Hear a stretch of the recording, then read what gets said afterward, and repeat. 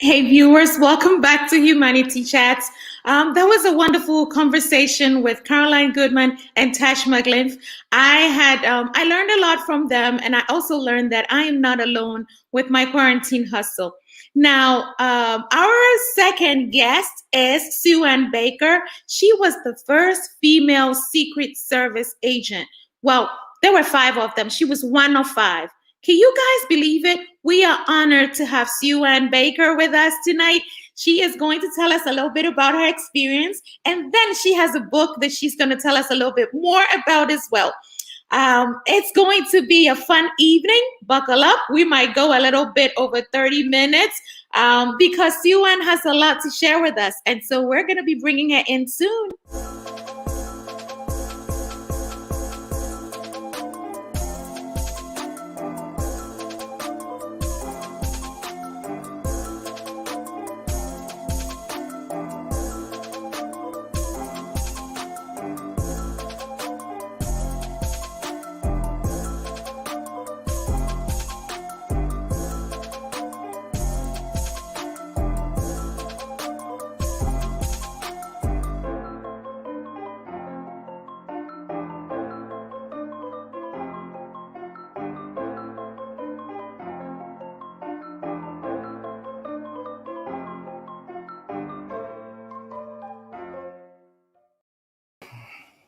Hey, Sue. Hi, how are you? I am great. It is good to see you tonight. Well, thank you. I'm honored that you invited me to be here. Yes. Well, I have read your book, and I could not believe your life story. I see that it's right there behind you. Oh, yes, it is. Which way? That it's way. That way. I mean, to my right and probably to your left. Yes. Well, before we get started, Sue, I'd like to say welcome to our viewers, to our YouTube viewers. Thank you for joining us. To our Facebook viewers, hey guys, if you're here, share this with your friends. Let them know about Sue's history-making adventure. To our podcast listeners in all those countries and cities, thank you so much for consistently listening to us. Recommend the podcast to somebody else. Subscribe, shoot us a review. And you know what? Tell people about Sue. Tell them about her book. And we're going to talk about that a little bit more. Now, Sue, before we get started, I'd love to know 3 fun facts about you. Some fun facts about me? Yes, 3 fun facts. 3. Oh, I wasn't prepared for this. Fun facts. I live in the Villages, which is a retirement community in Florida. Wow. Fun facts. I was a belly dancer at one point in my life. I don't think that's in the book. And you want a 3rd one. I am still currently involved with security and work with the security for the North Lake Presbyterian Church here in the Villages. So I'm still involved. That's good to know that you're still involved. I mean, you have done so much and you have had quite the adventure.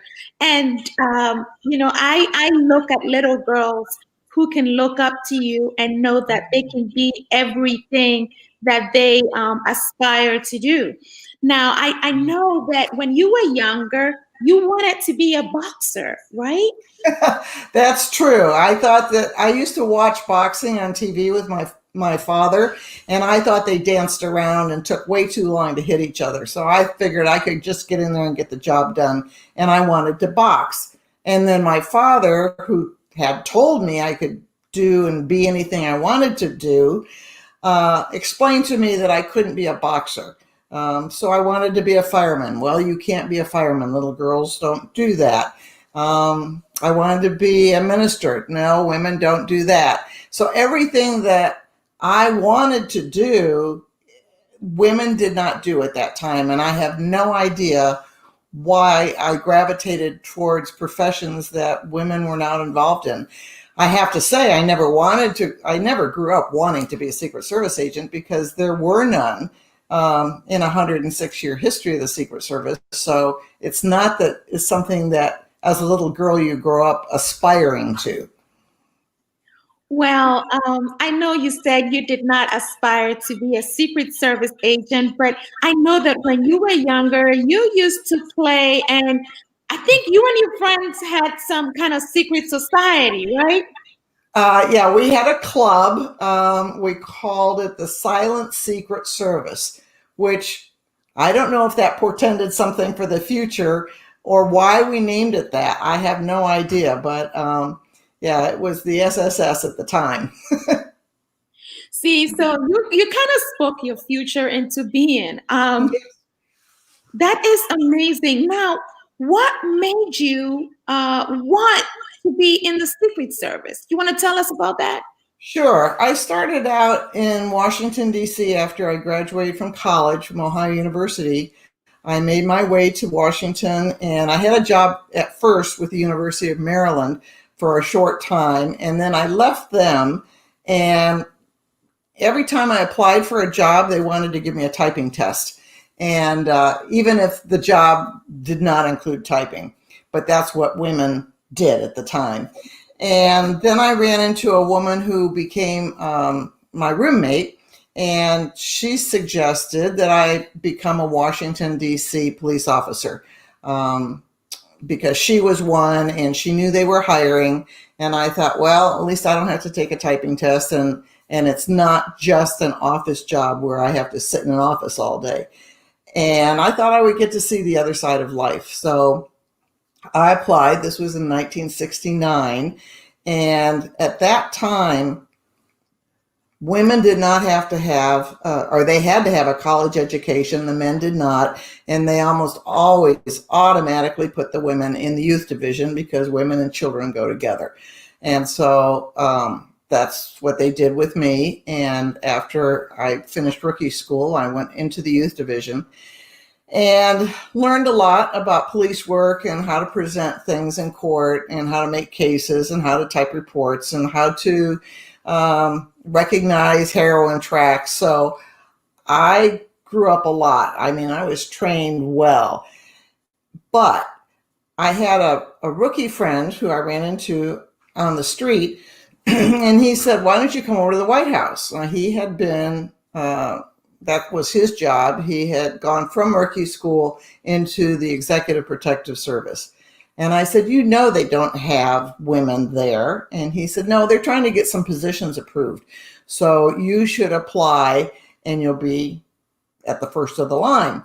So I finally did, and I got the interview, and they hired 7 of us originally as Executive Protective Service officers. And they didn't quite know what to do with us, and we didn't know what to expect. But ultimately, they pulled us out of being officers, and we worked with the Secret Service, protecting the wives of foreign dignitaries when they came into the country for state visits.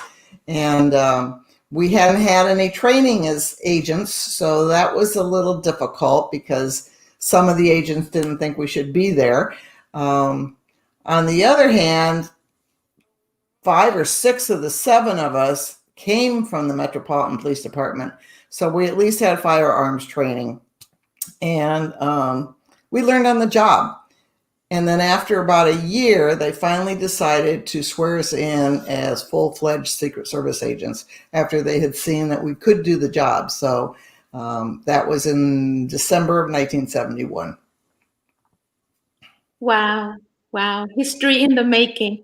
Now, we have viewers from all over, so we would like to give them a shout out. We have Tashma from Spartanburg, South Carolina. Hey, Tashma, thank you for joining. We have Morcor from Clementon, North Carolina. Thank you for being so consistent, Morcor. Thank you for joining us. And we have Mommy saying pretty awesome. I guess she is impressed with your story, Sue. Now, you said something about women being put with children. Do you think that's why you had to go undercover as a camp? Well, you worked at a camp one time, right? Was that the reason why you went undercover? No, I don't know why they picked me out of the seven to be an undercover camp counselor and guard Caroline Grimaldi, who was the daughter of Prince Rainier and Grace Kelly. And they didn't really want protection for her because she was at Camp Onika in the Pocono Mountains and it was rural and they probably felt there was not much risk. But somebody in the Secret Service did. And so they put me in undercover. Only the camp nurse and a couple of the counselors knew who I really was and what I was doing. And I don't think that was after the Washington, D.C. Police Department. So I don't think that really had any basis for it. But there I was pretending to be a camp counselor and trying to teach water skiing because I had to teach something. And swimming. So I spent 3 weeks as a camp counselor. That's pretty neat. That sounds like a dream to me. I wish I could go undercover someplace, but I don't know. I have a feeling that I'll be caught. I cannot be able to pull it off. Now, please go ahead. No, go ahead. Now, do you talk about this experience in detail in your book? Yes, actually that is the first chapter of the book because I think it's one of, and well, I don't know that it's the most interesting story, but it's the most unusual story. I have never heard of an undercover camp counselor before or since, so that's my first chapter. And yes, I go into more detail. But this is only a half-hour show, so I didn't want to get tied up with that. I know, half hour. It seems like we could talk for 4 hours. You have so much to share with everyone. And thank you so much for agreeing to join us and to share your story, especially at this crucial time in American history. Sure. Now, would you want to tell us about some of your favorite assignments as a Secret Service agent? Oh, my favorite assignments. Well, one of the things that I loved about being an agent was the travel because I love to travel. And I got a lot of it in, especially during the 1972 presidential campaign. I first was assigned to Shirley Chisholm and during the primaries, so I spent a lot of the summer going back and forth between Washington, D.C. and Brooklyn Heights, New York. And then after the convention in Miami, and they nominated George McGovern to run against Nixon, then I was sent home for about 2 or 3 weeks. And then they called me up and said, you need to be back on the campaign trail. You're going to be protecting Eleanor McGovern. And so I and a couple other female agents, we rotated on and off, but we were with her through to the end of the election. And I can tell you that it was grueling.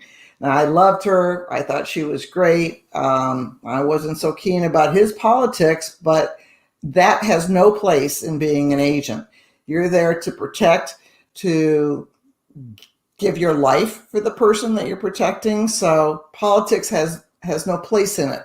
And you have to be able to control your emotions. And if they're politically motivated, that can be difficult for some people sometimes. So anyway, I was with Mrs. McGovern through the campaign, and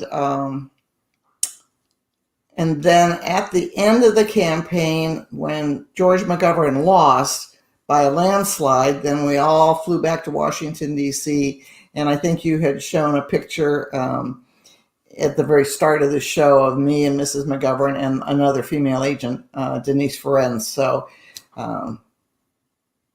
does that answer your question? Because I forgot it. Surely it does. And I know you had all these other assignments, and it's hard to pick favorites. But from what you said, you don't get to pick side. To pick sides. You grew up Republican. How Yes, how did that impact you being a Secret Service agent for people of different political affiliation?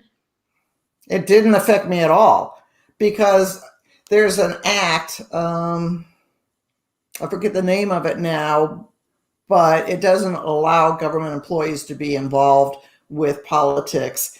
And it has changed somewhat over the years. So, I mean, you can at least be politically active in some regards, but not as an agent. Like I said, it has no bearing on who you're protecting. And if you aren't willing to give your life for the person you're protecting, you shouldn't be an agent.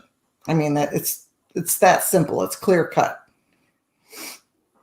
Yeah, it sounds like a pretty serious job. I mean, I cannot imagine myself when I was a little kid. I dreamed of, and I can't believe I'm saying this on camera, but I dreamed of being in the mafia. I can't believe you said that either. Yeah. But the reason, and I grew up in Ghana, West Africa. I really had no idea what the mafia was like. I just saw movies and I saw people with big families, and I did not have a big family, and I just wanted to belong to a very big family where everybody was hugging and kissing. And I guess my young brain did not see any killings or any, it didn't register. I just saw the families and the hugging, and I was like, oh my goodness, maybe this is what I want to do when I grow up. Yeah, go figure. And but then as I got older, I realized that I was even scared of, holding a gun. So I would not have survived as and obviously I could never be a Secret Service agent. I mean, being with someone and having to being a female and, maybe having to reach in my purse to get my gun or to make sure that I am defending the person regardless, or even for you, the long hours that you had to work. Mm-hmm. Now, you want to tell us a little bit more about those long hours? Because I saw a video this week of people from the National Guard sleeping on the floors in the Capitol. And I just thought, oh my God, what a job. These people are sacrificing. So can you tell us about your long hours? Well, the long hours are, well, first of all, being a Secret Service agent it's not a job and it's not a career. It's a lifestyle. And they pretty much own you 24/7, just like if you're in the military.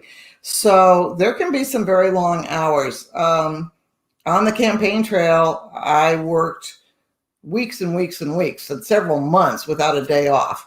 And we were working 12 and 16 hours a day sometimes and flying all over the country. I understand that they don't do that now, if you're on a protective detail of a candidate who's running for president, you're on for 3 weeks and then you're off and back into your field office doing other things. So at least they aren't doing that anymore, but it was exhausting. And I went into Mexico one time. I was ready to go home from the field office in Los Angeles. I'd been transferred there. And it was the end of the day and I just wanted to go home, and they grabbed me and said, no, come on, we're going after a fugitive. We have information. He's down in Juarez. And so off we went, and we spent all night tooling around Mexico and the city looking for him in his van that he had stolen. And he was a counterfeiter. And we got him the next morning and brought him back across the border with the help of the federales. And so I was up from the morning before to the following afternoon, and all I got was comp time for it. I don't think I even got any extra pay. So yes, there's some long hours involved, and it's even worse today, I'm sure. Yeah, I can imagine. I was reading something in the Washington Post earlier, and it talked about, I think, the Secret Service agents who were supposed to guard Ivanka Trump and Jared Kushner could not use the bathroom in their home, and so they had to rent a space. I think they were concerned about. I don't know what they were concerned about. Maybe I'm thinking for them, but maybe their children or privacy or for some reason. And so I was just thinking, oh my goodness, this is really a tough job. Because I was thinking about our conversation that we were going to have tonight. And I thought, oh, I would be a Secret Service agent guarding somebody's house. And if I had to go potty, I would have to run somewhere else. I'm like, golly, this is a tough job. Well, that's what radios are for, and you ask for a backup or another agent to come and stand your post if you really have to. But we always had a saying that you eat when you can and you go to the bathroom when you can, because you never know when you're going to get another chance. So, and it's true. But you're younger then, so it's better. Yeah, you were younger then, but you know what? You had to do some of the drills that the men had to do. How was that? How did you handle that? Some of the what? Some of the drills that the men had to do. Well, we didn't have to do as much as the men did. If you're talking about the physical requirements, like in training, they didn't know what to do with us, and they didn't know how much to require of us. And I was just looking at the Secret Service website earlier today, which is just secretservice.gov, and I would recommend everybody can go to that and see what it takes to be a Secret Service agent and so forth and what they do. And I realized that some of the requirements now, first of all, I don't think any of the five of us could have ever passed them at that time. I mean, the women and men are so much more physically fit in my mind than they were then. But they are different for the men and the women, because men have more muscle in the upper body than women will ever have. And so, like, if you're doing pull-ups, they don't require as many for the women to do as the men to do. And then it's also graded by age. The older you get, the fewer you have to do. So they've made a lot of changes in 50 years. It's been 50 years since I was an agent. And so there's been a lot of changes. And now, actually, there's just a little over 3,600 agents, and 458 of them are women. So that's like 13%. It was 10% a few years ago, and they keep pushing. So any of your young listeners out there, women who are looking for what to do next and what to challenge, you should go to the secretservice.gov and consider it. We all grabbed unexpected opportunities. We didn't expect to be agents. Like I said, that's not something you grew up wanting to be. So if you can control your fear and be fearless and like adventure and like something different every day, then you ought to seriously consider looking into being an agent. Wow, I'm at a loss for words. I admire you and what you did and your service and sacrifice. But I'm gonna have to digress. You said it's been 50 years? 50 years this December that we were sworn in as agents. Yes, ma'am. You must be aging backward, and you have to share your regimen with us, because no, you're not a day over 60. So what, you were 10 when you joined? Oh, you know how to flatter a person. No, I'll be 75 in June, and I'm proud of it that I've lived 3/4 of a century in my regimen. Unfortunately, I didn't really start focusing on being healthy until about a year ago. And of course, with the pandemic, there's nothing else to do. So I would also recommend to anybody who was younger than me to not wait until you're in your 70s to really try and get healthy. But I'm trying to walk a couple miles every day in the morning. Some mornings it's too cold here in Florida, even in Florida. And in the summers, it's sometimes too hot. And I get up at like 6 to be out of the house in the dark so that I don't get overheated. But I try to exercise and eat well. So that's my regimen.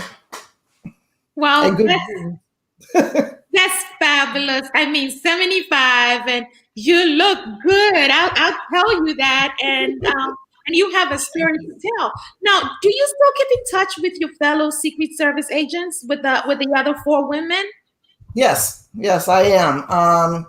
Particularly with two of them more often, and then the other two not quite so often. But the Secret Service got us all back together in 2007 and brought us to Washington for Women's History Month. And they had us at their headquarters, and we did a panel discussion that they put on their TV that went to all the field offices. And so that was the first time we had seen each other since like 1975.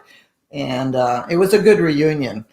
And that's when I finally realized that I was old enough to be history, but and that it really sunk in what we had done and what we had accomplished, and the glass ceiling that we shattered, and how many hundreds of women have come after us. Some stayed, some didn't stay, but a lot of them, I mean, we had a female director of the Secret Service.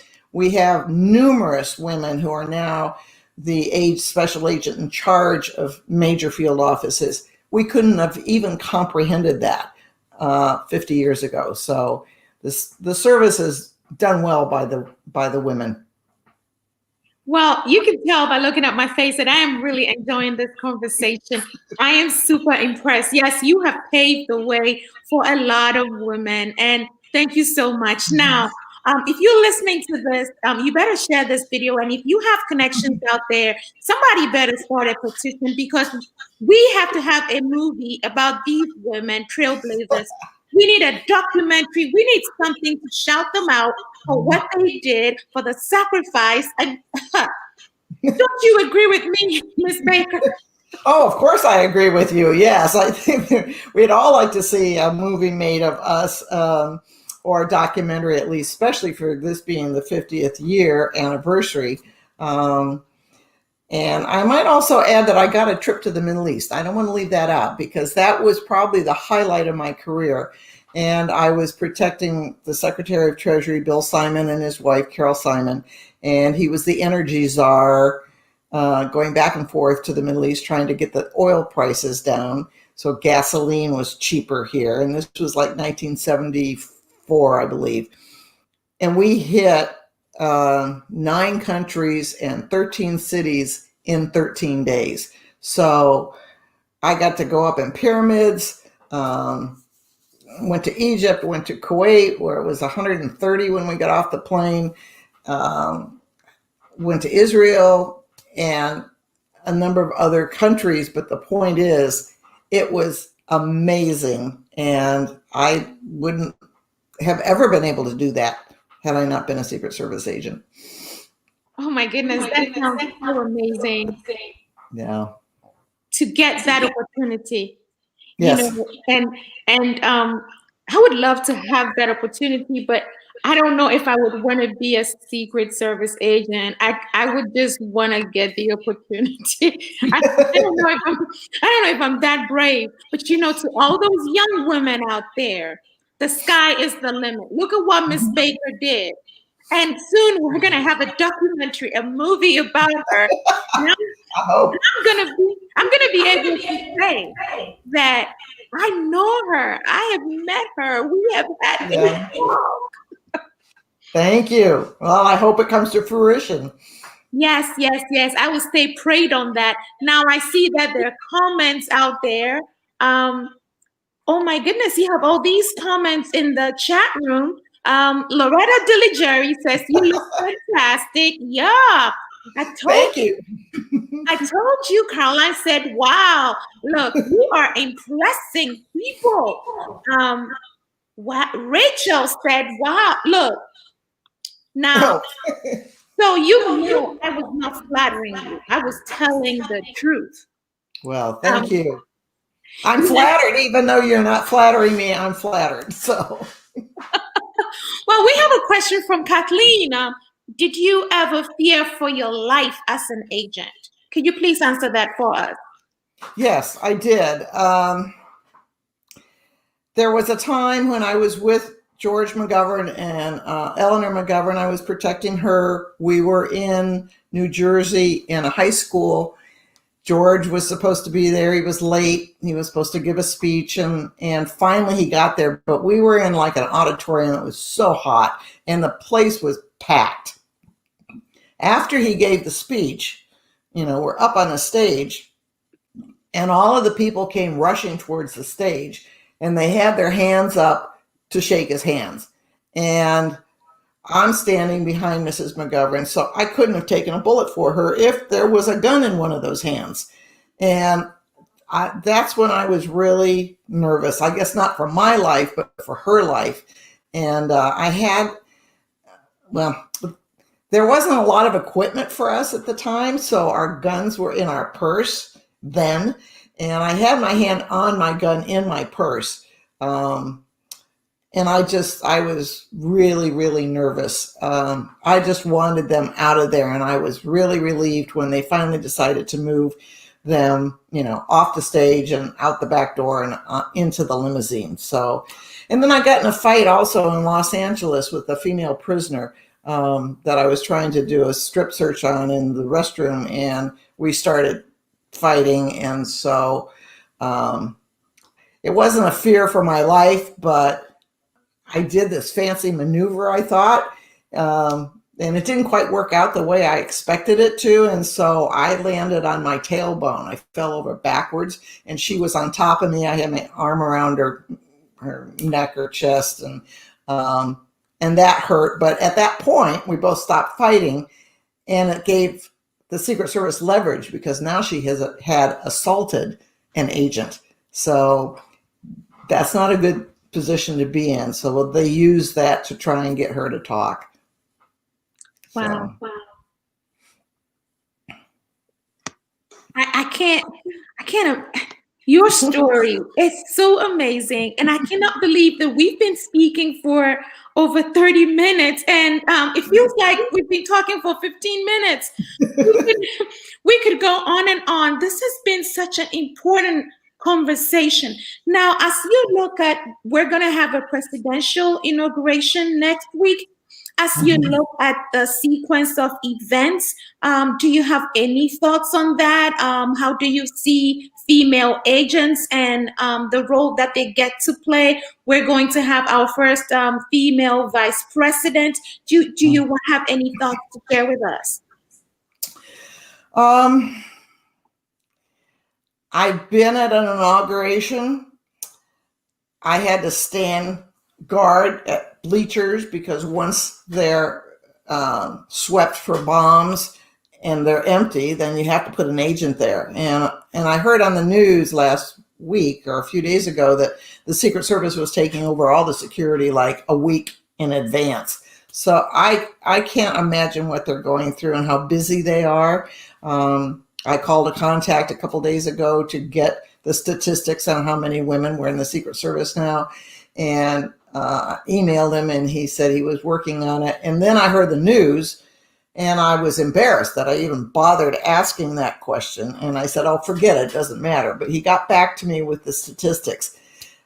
They must have their hands so full. I can't imagine with what went on at the Capitol was, it was appalling. And what happened, I've been on the floor of the House with Shirley Chisholm when she was running, and she was a representative. And so I can only imagine the fear that those people had that were both in the House and the Senate and on the ground and not knowing what was going on and what was going to happen. So I just hope that whoever was involved that day gets what's due them through a court of law. And I just pray that it never happens again in the United States. It was appalling. Well, these are the words from somebody who's been on the front lines as a Secret Service agent and who has been in the state capitol and has sacrificed, given up her life to serve others, and was willing to lose her life for the people that she served. I don't know too many people who are willing to do that. I just know that most of us are selfish in nature and that we are thinking about self-preservation first and foremost. So for the people that are able to sacrifice their lives and to be on the line for others, I have a lot of respect for them. Thank you. Humanity needs people like you. So, Well, I know that there've been some additional comments. Yeah, people are they don't know what to say. So it's like stunning. Yeah. yeah. Wow. Yeah. That is Well, awesome. Yeah. well, if they want more of my stories, they can read it in Behind the Shades, the book that I wrote, which is available on Amazon in all three formats, both a hardcover, a softcover, and ebook. So, Well, viewers, you heard that. You can pick up Miss Sue Ann Baker's book on Amazon, or you can order it through your independent bookstore. mhm. Get the book, read her story, learn about her, share her story with others, share this video with others. There are four of her colleagues out there. It would be so lovely to see the five of them on screen. We have to give them their flowers whilst they are here. Um, so, Yeah. so Thank you. yes, we have to do something. So hey, if you're watching this and you have any connections out there, hey, just go on margiemarge.com, shoot me an email, or better still, go find Miss Sue Ann Baker. Find her information. She will get everything together. We are on a roll and we want to get this thing done. At this time, I am going to remove myself from the screen. Podcast listeners, I hope you have enjoyed this conversation. This has been totally amazing. I'm going to remove myself, and Miss Baker is going to give you some words of wisdom before we wrap up. I know we've gone past the time, but hey, this is totally understandable because we are getting some nuggets from this historic trailblazer. So I'm going to remove myself so that you can share some inspirational words with our guests. Okay. I think my mantra has always been to face your fears. Fear is a good thing if it's controlled. And everything you've ever wanted is on the other side of fear. So go after it. Grab those unexpected opportunities. Check out the Secret Service's website. I also have a website, which is just sueannbaker.com. Pretty easy. And there's pictures of me back in the day. But I hope that you can breathe and not be in fear. Grab the moment and enjoy the rest of your life and go after what you really, really want. You can do it. Thank you. Wow. Those were some powerful words. I appreciate you joining us, and I appreciate you sharing these impactful words with our audience. Now, viewers, listeners, thank you once again for joining us. To our podcast listeners, leave a review if you enjoyed this. Share this with others. I think I've said share like, 55 times? Yeah, that's way too much. That's an overuse of the word. Thank you for joining us. We'd like to give a shout out to our sponsor, Spartanburg Nephrology Associates. Thank you so much for believing in us and for supporting us. Thanks to the Margie TV team. Thanks for your support every week, putting those videos together, getting those graphics, the talking points.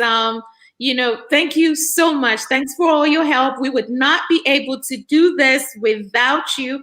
To Adoma Pia, who makes our theme songs, thank you so much. Young man, you are going places. I believe in you, and thank you for your support as well.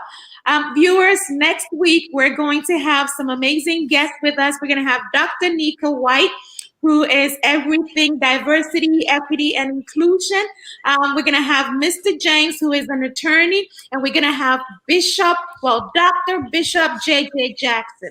And so we're going to be talking about Dr. King's dream. Make sure you tune in to Humanity Chats on Thursday at 7 p.m. It's going to be another important conversation. Look, all the conversations that we have are quite important. So tune in every Thursday. I'd like to once again say thank you to Miss Ewan Baker. You're entirely Yes, welcome. you are amazing. And viewers, Behind the Shades is that book with the sunglasses behind her. So if you go on Amazon, you're not going to miss it. If you don't want to buy the paperback, that's okay. The Kindle version is available. It's a great read. She's got some pictures illustrating her story in there. She's got, you want to see a picture of a princess? Hey, get the book. You're gonna see that. You want to see some important people? You want to see Sue Ann in Hawaii? Get that book. You're not going to regret it. And it's not just about getting the book. Make sure you leave her a review on Amazon. And tell others about her work. We don't have too many people like this, and we have to give them their flowers. Thank you so much for joining us, for joining Humanity Chats, and we look forward to seeing you again next Thursday.